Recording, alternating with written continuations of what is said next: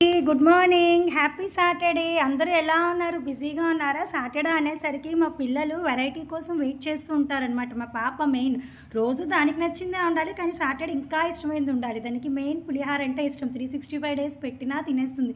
Last time వీడియోలో పులిహార recipe చూపించాను కదా, అప్పుడు నేను సరిగ్గా చూపించలేదు కదా. రైస్ కుక్ చేసేసి చల్లారిన తర్వాత తీసేసి అందులో సాల్ట్ లెమన్ మిక్స్ చేసుకొని నేను లాస్ట్ టైం ఆ రెసిపీ చూపించాను, నా లాంగ్ వీడియోస్లో ఉంటుంది చూడండి.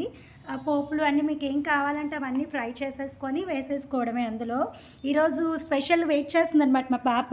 పులిహారతో పాటు నేనేం చేశానంటే ఈరోజు పరమాన్నం కూడా చేశాను. జనరల్గా ఇలా నేను మిక్స్ చేసి చెయ్యను, ఎందుకంటే పులిహార పులుపు కదా, పరమాన్నం పాలు కదా, రెండు మంచిది కాదని. కానీ మా ఇంట్లో మా హస్బెండ్కి మా పాపకి కాంబినేషన్ చాలా ఇష్టం అనమాట.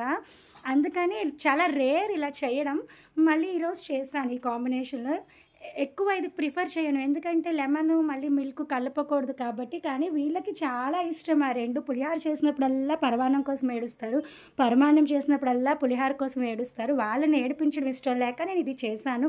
రేపటికి అట్ల పిండి నానేసానండి. రకరకాల పప్పులన్నీ కలిపేస్తున్నాను. అయితే మా పాప తినదు కదా, వేరేగా పెట్టామనుకోండి పెసలు అవన్నీ తినదు. రేపటి కోసం పప్పు నానబెట్టా, ఇంకా నానలేదు, గ్రైండర్ వేయాలి.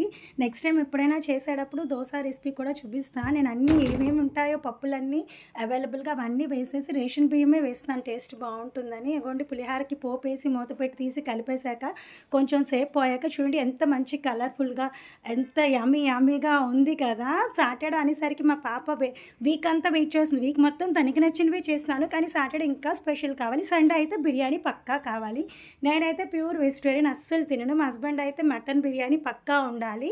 మా పిల్లలు మా పాపకి లైట్గా అలవాటు చికెన్, నేనైతే అస్సలు తినను. వాళ్ళకి సాటర్డే అనేసరికి స్పెషల్ రెసిపీ కావాలి, సండే అనేసరికి ఇంకా స్పెషల్ పక్కా బిర్యానీ ఉండాలి. బిర్యానీ లేకపోతే తినడమైనా మానేస్తుంది సండే. మా హస్బెండ్ కూడా అంతే.